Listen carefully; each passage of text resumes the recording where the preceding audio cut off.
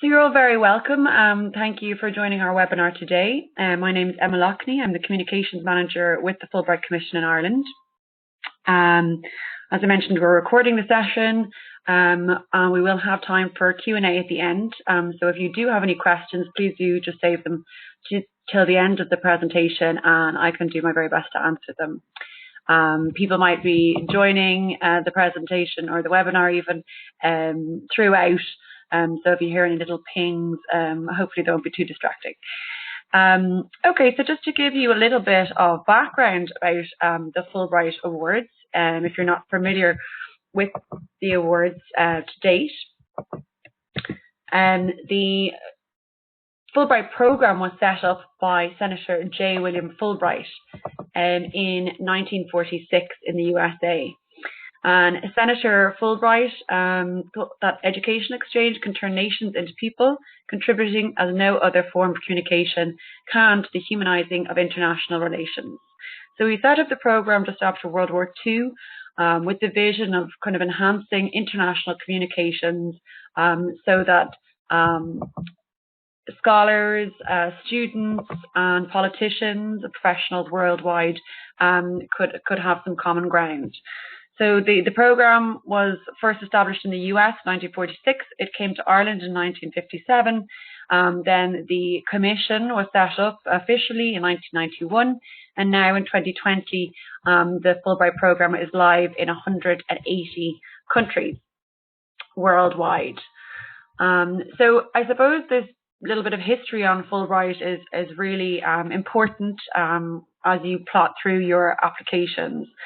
Because this ethos, the Fulbright ethos, is very much at the forefront and very important to all applications and to the success of yours.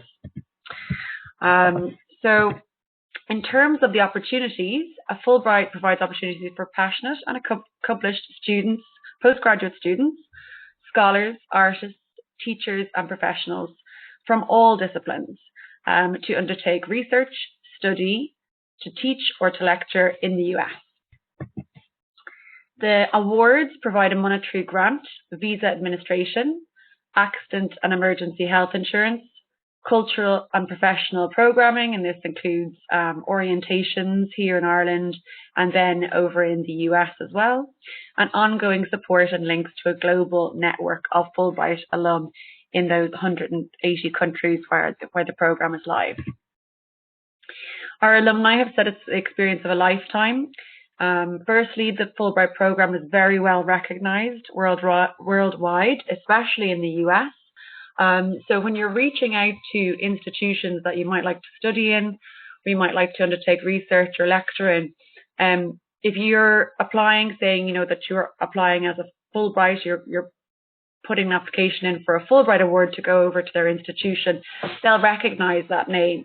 Your organization or your HCI might be very well known in Ireland and Europe, but perhaps not so well in the US. They will recognize Fulbright.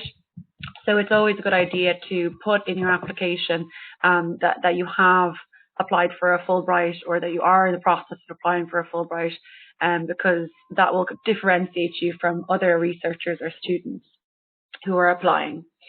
It's a lifelong experience as well, so it's not just for the period of time that you're in the US. When you return from the US, you'll be part of our Fulbright family. That's internationally and nationally. We do have the Irish Fulbright Alumni Association here in Ireland who run events throughout the year. And there's also a worldwide Fulbrighter app, which has over 15,000 members all across the world. So people from different areas of research, different sectors that you can network with for the rest of your career. So it's something that really can stay with you, and it's an opportunity to join global peers in the US and farther afield. In terms of eligibility, the Irish awards are open to Irish and EU citizens. If you're an EU citizen, you must have lived in the Republic of Ireland for 3 or more years. You need to demonstrate a strong rationale for where you're going in the US and why you're going to the US, very importantly. So you need to think about why it is that you want to do this study or research in the US, why you can't do it in Europe or Ireland, and I'll talk about that a little bit more later. You must be willing to comply with the 2-year home rule, the visa requirement. This means that when you go on your Fulbright Award, you're expected to come back to Ireland, to your home country, to share the knowledge you've gained with your peers here, with your area, your researcher sector. And that 2-year now sounds very definite, but I suppose it is in the way that you can't qualify for a residency or a work permit in the US for those 2 years after your return. But you can, of course, go on a holiday to the US and visit on the ESTA. That's absolutely fine during those 2 years. You can't be a dual US-Irish citizen. You can't be living in the US at the time of application. And you can't have recent extensive experience of studying or living in the US. Again, this doesn't, if you've done a J1 or something like that, or spent a little bit of time in the US, don't worry too much about this. It's more applicable if you spend the last 5 out of 6 years in the US that you may be deemed ineligible. So in terms of the application process, there's a few pieces to take into consideration. Firstly, I'll go through the timeline. So the application period for 21-22 awards opens in August of this year. The deadline will be at the start of November. Then reviews will take place November to December. Interviews will take place January to February for shortlisted candidates. And then offers are made in March 2021. So we have just made our offers to the candidates who'll be going out this academic year. In terms of planning, it's great to get started early now before the summer, when you have a chance to really think about all the different elements and make contact with necessary people. So I would recommend, after this webinar, reviewing the information on our website. We do have a comprehensive list of FAQs, things that come up every year, so please do read through those carefully at fulbright.ie. You'll need to choose your award. There's 4 award categories, and I'll run through them with you in a minute. You need to find a course. If you want to do a master's or a PhD program, you need to find that course yourself to distinguish which course it is that will be a benefit to you. Similarly, if you're going to do research or lecturing, you need to plan your research proposal and find a host institution in the US that would be suited to you. You need to research what it means to be a Fulbrighter, so that Fulbright ethos that I mentioned at the start is very important, and I'll go through a few ways that you can look into the ethos a little bit more during the presentation. And then you can register your interest with us on our website from the 31st of August, when the application period opens.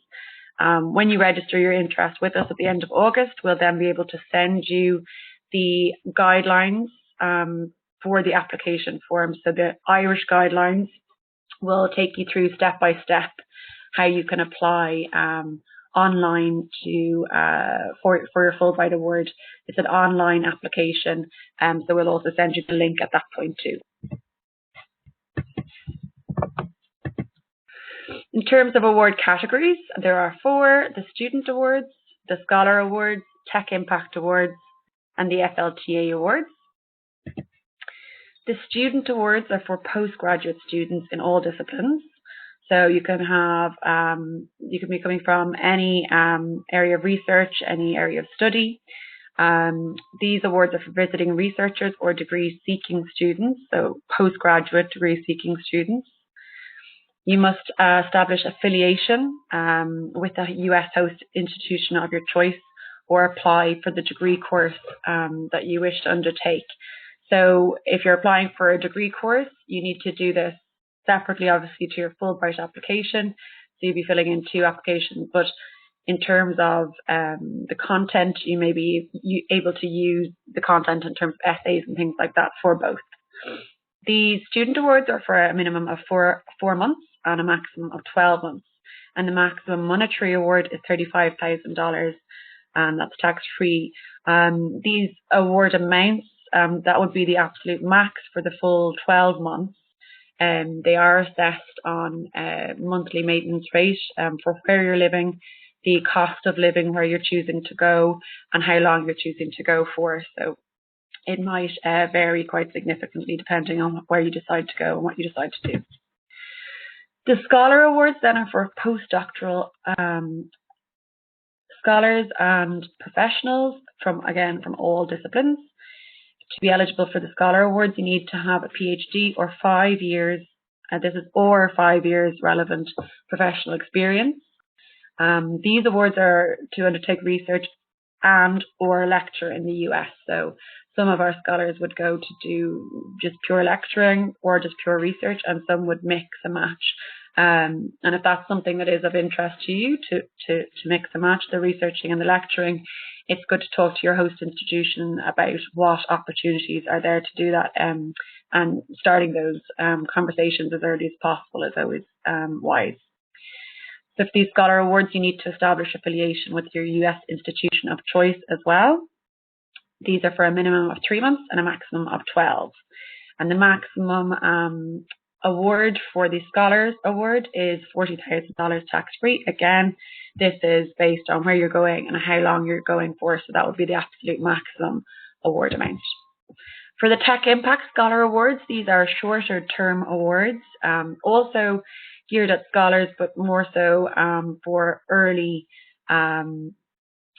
career professionals and scholars. So you must have a PhD or 3 to 5 years relevant professional experience. Sorry, I'm just going to check my sound. Sorry, can everyone else hear me okay? Because I think one participant is having an issue.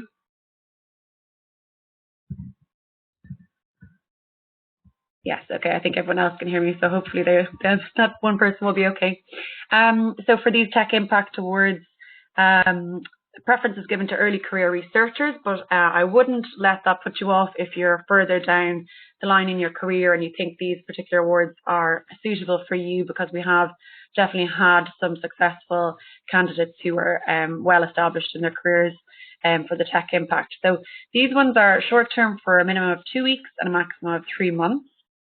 And they're for non-commercial research exploring the transformative power of ICT. So some scholars have gone to undertake Tech Impact short-term awards, and their focus is very much on technology, while others might be coming from completely different backgrounds, for example, from the humanities, looking at how they can apply technology to their specific discipline. So it's quite broad in terms of disciplines as well, what you can do with these Fulbright Tech Impact Awards, just that you'll be incorporating technology, ICT, into your research for these ones. And then the last award category is the FLTA Awards, so the Fulbright Foreign Language Teaching Assistantships. These awards are to teach the Irish language and take classes at US colleges. The stipend, the award includes room, board, tuition fees, stipend, travelling, and programs in the US. There are immersion weekends and things like that that our teachers go to. So for these awards, you don't choose where you go to. We actually have partner institutions that we match our successful applicants with. So some of those institutions will be looking for Irish language teachers who might have some skills teaching Irish culture, or that might be very experienced teachers because they'll be the only one of the only people in the Irish department, whereas other institutions that are much bigger will have quite a broad program for Irish language and culture, and you'll be teaching with several other Irish teachers. So to be eligible for these FLTA awards, you need to have a bachelor's degree. That can be in anything. You do need to have teaching experience in the Irish language, with the Irish language, and of course fluency in Irish. And these are for a maximum of 10 months duration. So the Scholar and Student Awards that I mentioned at the start, the first two kind of broad category of awards, they're open to all disciplines. But we do, within those Student and Scholar Awards, have a number of sponsored awards available. So these are in certain areas. I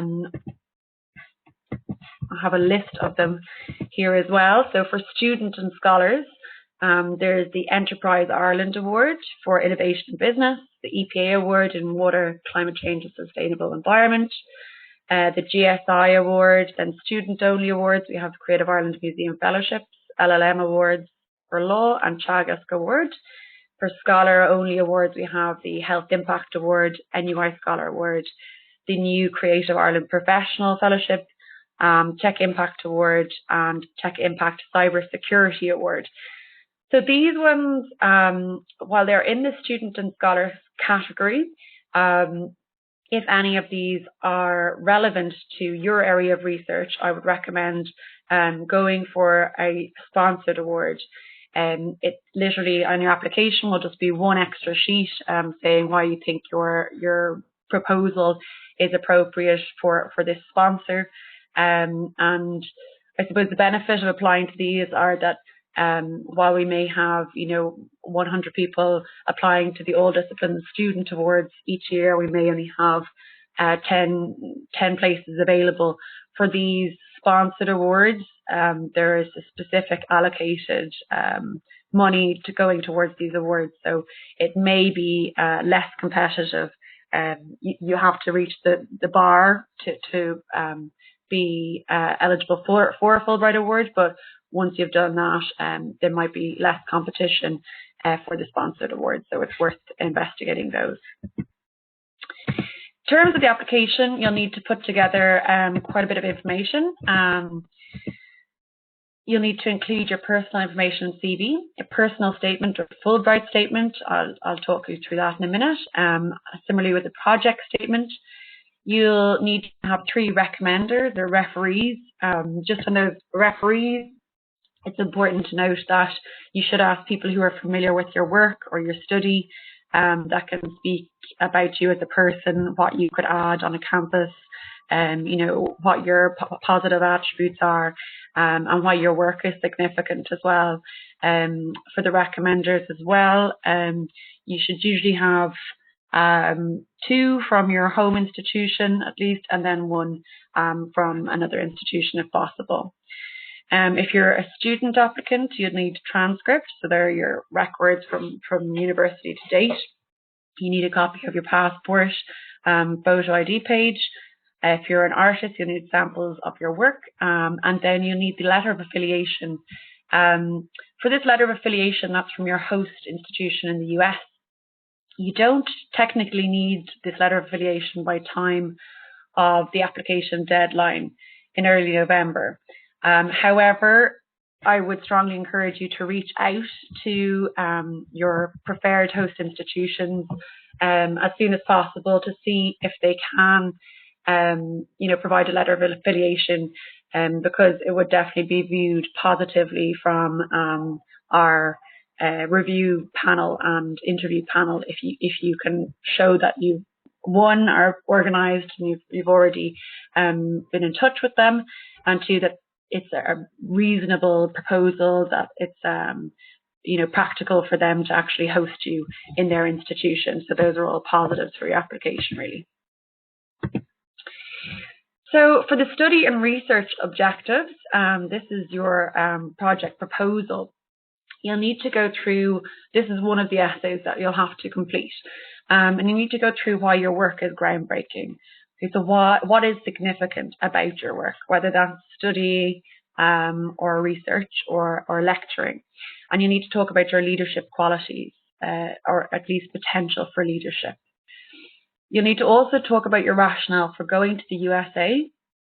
So for many people, this could be that there is a program there that isn't available in Ireland or Europe, or if you're going to do research, maybe there is a lab that you really want to work in, state-of-the-art lab that you want to work with, or indeed a specialist or scholar that you're very enthusiastic to work with. So think about why it is you want to go to the US specifically, and then even more so, narrow it down to the state on the institution and go into detail about that.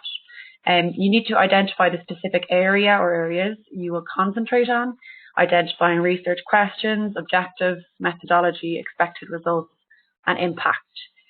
Just to note on this, with your objectives and expected results and impact, it's important to include these in your application. There is flexibility in terms of, we understand that once you go to the US, your work and your project will evolve over there, and you might have other aspects, new aspects in your work.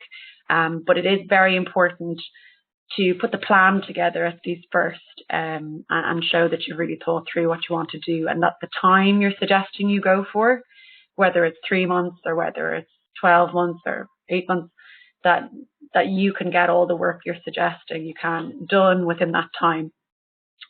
And of course, you need to talk about what impact the project, so your Fulbright project, will have on your career and your research. Then the second essay is a personal statement. So this essay can be a little bit tricky sometimes for applicants to kind of get their head around, because it's about you personally. So it's a self-assessment, but it really delves into your personal and professional ambitions, your motivations and your interests. Essentially, this is where the reviewers and even more so the interview panel want to see why you're passionate about what you're doing, and what you hope to achieve both while you're over on your Fulbright in the US and when you return. Okay, so this is probably as well the only opportunity for you to show off a little bit of your personality, and to talk about challenges you've overcome to get to where you are today, and all about your hopes and dreams, essentially. So they're not asking you to rehash your project statement here by any means. You can, of course, relate it back to the work you do. I'd encourage that, but it's really about you, your personality here. So they want to see as well that you understand the role and benefit of being a Fulbrighter. So this Fulbright ethos of enhancing communications internationally, enhancing cultural and educational exchange, and how you would be a good ambassador for Ireland, for Europe, for Fulbright, and how you will share all of that knowledge when you come back to your home country. And of course, with this essay and the project proposal, just remember that this is an indication of your written communication skills. So we'd highly recommend having someone read through, proof your application before submitting it in November. We also welcome candidates from underrepresented communities, areas of research, home organisations and host organisations. So again, in this personal statement, it's an opportunity for you to talk about challenges you might have overcome, what unique kind of elements you can bring to the Fulbright Award, how your experiences have framed your personality, and what you can add on any campus that you go to. Similarly, with the home and host organizations, if you're coming from a host organization that doesn't have many connections with the US to date, for instance, that's definitely worth discussing how your Fulbright Award might grow connections for the future. And in terms of host organizations, you know, we really encourage people to think outside the box. It's not just a case of applying for the most well-known universities or museums or galleries in the US. We do welcome diversity in terms of host organizations in the US too. So thinking about finding a host institution in the US, some of you might have a clear idea already, and others might know where to start. So a good point to set off from is researching experts in your field, obviously, whether this is you know, making a decision about what program you might like to study or where you might like to undertake research. In terms of diversity, consider community colleges, regional universities, and minority serving institutions, okay? Not just those very large institutions that we might have, that Ireland might already have a lot of connections with. But these other colleges are often engaged in dynamic areas of teaching and research, so it's definitely worth looking into. Reach out to Fulbright Irish and US alum. We have to date about 2,500 Irish US alum alone. And that Fulbrighter app that I mentioned to you that has over 15,000 international Fulbrighters on the platform is a great way to reach out to people as well. So if you do want to reach out to any Fulbright alum, let me know. We do have on our website, fulbright.ie, we have I think for the last 10 years at least, we have our alumni listed so you can see what university they went to and what university they were coming from, what area of research they were going from. Ask your mentors. Many of your mentors may have already studied in the US or may have connections, so it's always worth asking their opinion. And use existing Fulbright links, like the sponsors we have for our awards. So for the Irish sponsored awards, we have agencies like the EPA and Enterprise Ireland, but we also have a number of universities and organizations in the US who partner with us to offer partial or full tuition waivers or to sponsor awardees. So the LLM Law Awards, for example, offer a full or partial tuition waiver. So at Indiana University Maurer School of Law, they offer a full tuition waiver for Fulbright awardees. So if you're applying to there to do an LLM program, you would receive your Fulbright award as well as that tuition waiver. And similarly with Notre Dame, they offer a full tuition waiver, and Penn University offer a 50% LLM tuition waiver. So that's quite significant if you're considering an LLM award, because the fees can be quite high. Similarly with the Creative Ireland Professional Fellowships, so this is a new award we have this year. So for the professional fellowships, you can choose to go wherever you like. These ones are for research and professional development. To be eligible, you need to have 7+ years experience in the cultural or heritage sector. You need to seek a letter of affiliation like you would for any of the Scholar Awards. And these are kind of following on, this professional fellowship is following on from the Fulbright Creative Ireland Museum Fellowships we've had for students for the last 3 years, and they will continue in the future as well. So these student fellowships were specifically for to go to the Smithsonian, the Harry Ransom Centre, or the Exploratorium. So those student fellowships were specific to an institution in the US. If you're applying for the professional fellowship though, and you're interested in going to the Smithsonian, of course you can choose that as your host institution, and you may like to reach out to us to see, if we can put you in touch with our contacts there. We also have a number of associate awards. These are universities in the US that have offered tuition waiver or payment research fees waiver for Fulbright awardees. So Florida Poly has a graduate assistantship in STEM, whereas the USC offers partial waivers for the Masters of Science program and full financial support for PhD programs. So it's worth looking into those. I would also say that these associate awards came about by just conversations that we had with the institutions.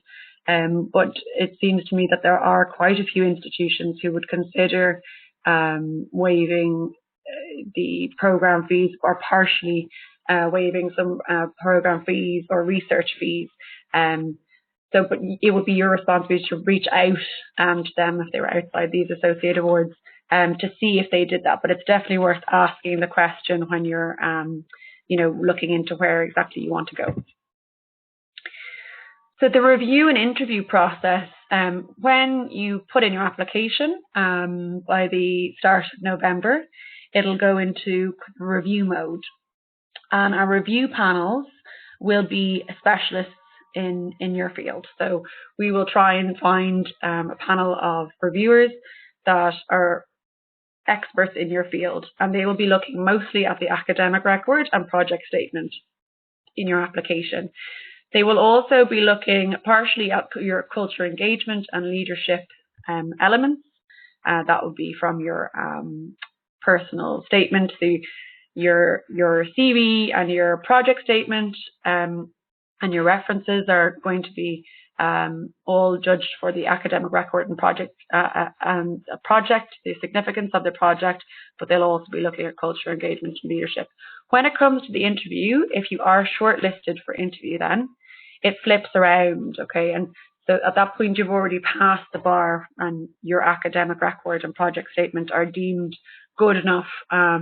And at that stage, they'll really be looking at the cultural engagement and leadership elements of your application. So they'll want to hear about how you can be an ambassador for Fulbright and engage culturally in the US and when you come back. So that's really important to note going forward.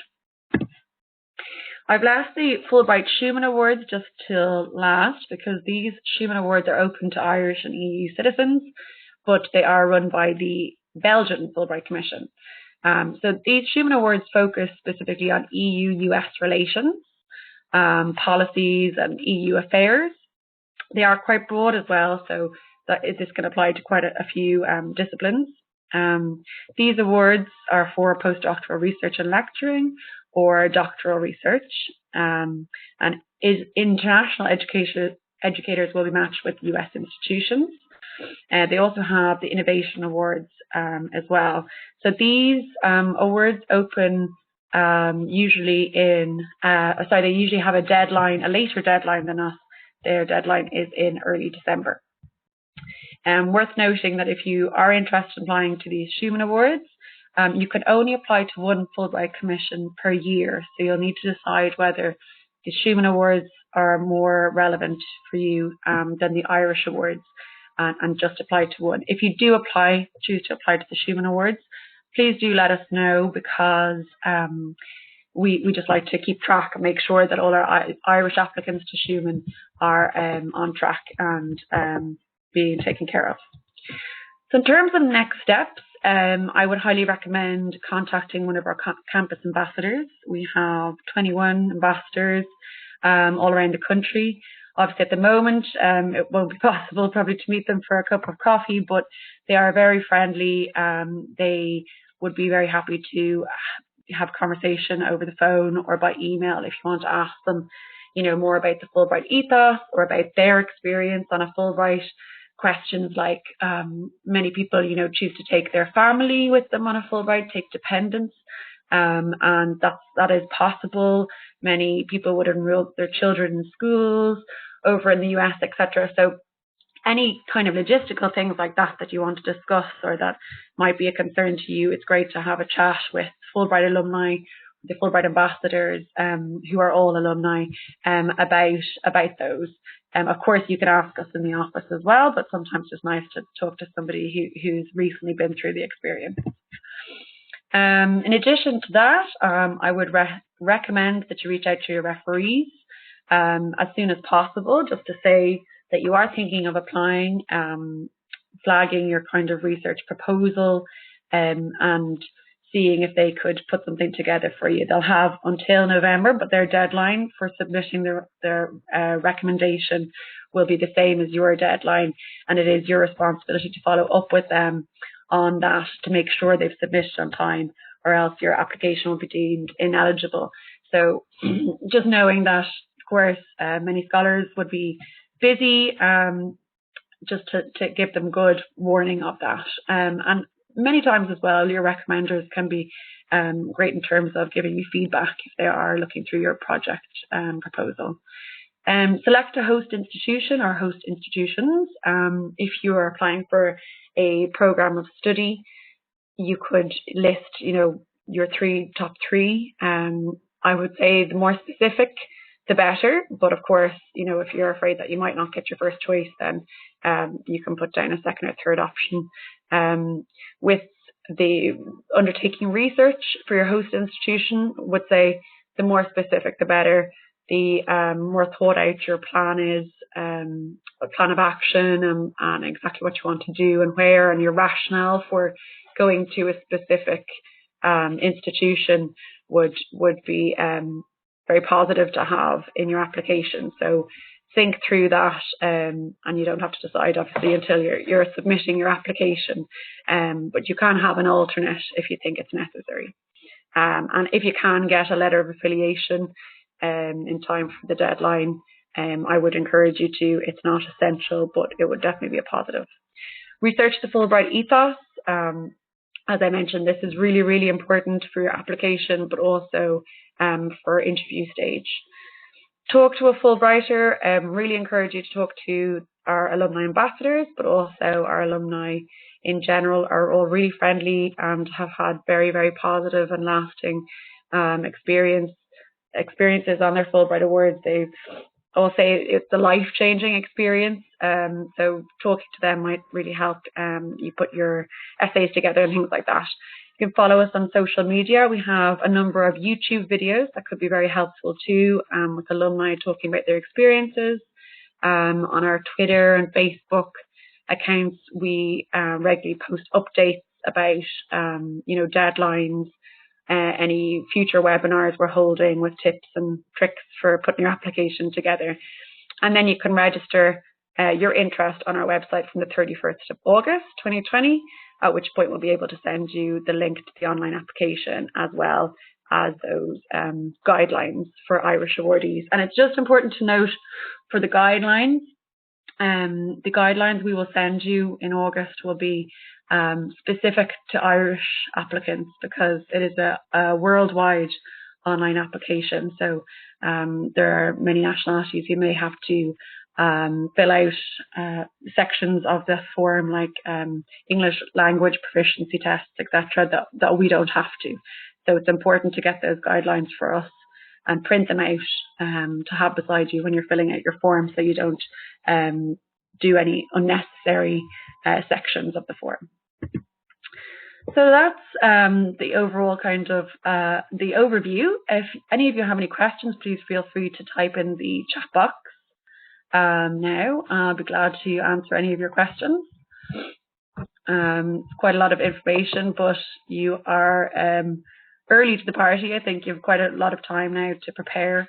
So you're ahead of the game, and I think by the time November rolls around, you'd have put quite a good application together. But if you have any questions, you can ask them on the chat box now, or else email awards@fulbright.ie if you have questions at a later stage. Okay, so just a question coming in now. Will the international students be able to apply for this? So the Irish Awards, Fulbright Irish Awards, are open to Irish citizens or European citizens who've lived in Ireland for 3 or more years. So if you're a non-European citizen, you would need to apply to your to the Fulbright program in your country, your home country. And yes, I can send slides, definitely, and I will also send you the link to the presentation when I post it up on YouTube. So it'll probably be next week before that happens, but I can send that on to all of you. Just a couple of more questions coming in. For previous visual artists who have been successful, have they gone through the Creative Ireland pathway or through the Scholar Programme? So the new Creative Ireland Professional Fellowship is literally just new this year. So this will be the first year we're offering that professional fellowship. We had the student fellowships for the last 3 years, but the professional fellowship is just new. So an artist could apply to that for sure if they've been working in the kind of cultural or heritage sector for the last 7 or more years. But we also have had visual artists in the past would have applied through the either Student Award, the All Discipline Student Award, or the All Discipline Scholar Award, depending on what level they're at. You know, if they're just finished their undergraduate degree, they go through the Student Award, or if they're in the middle of a PhD, Student Award. But if they have more than 5 years relevant professional experience, or have a PhD already, then they go for the Scholar Programme. Next question. If I was applying for a 3-year course and received the award for year 1 of a 2 to 3 year postgrad, can you apply each year? You would not apply each year. If you applied for a Fulbright award to sponsor your first year, say, and were successful, then you would stay on to finish your program. So if it was a 2-year master's, you'd stay on the second year, but your visa, for instance, would be sponsored by the host institution for the second year. So if there was fees, say if you were applying to a master's program and there were significant fees, your Fulbright award might contribute to the fees the first year, but then you would need to ensure that you have finances to pay for the second year. So for people who want to do, you know, a 2-year master's, or want to go over for a full PhD program, they might be there for, you know, 5 or 6 years. It's important to note that that 2-year home rule will apply when they return, or when they finish that program. So you'd be expected to return to your home country for 2 years before you can qualify for residency or a work permit, even if you've stayed, you know, for a full PhD program. Is it likely to get it 2-3 years in a row for each year at the same institution? So yeah, as I said, you would just be getting your Fulbright for 1 year, and you can't get it for your second or third year. Another question, are the Fulbright mentors' contact details available on your website? Yeah, so there's, if you go into our website and go to the Fulbright Ambassadors page, there's email addresses there for all of our ambassadors. If you have any trouble getting through to them, or you want to get onto any of our other alumni who are listed on the website, you can feel free to contact us at awards@fulbright.ie, and we'll put you in touch with them. Another question just in relation to institution fees for US colleges, does this come out of your award stipend? What is the average?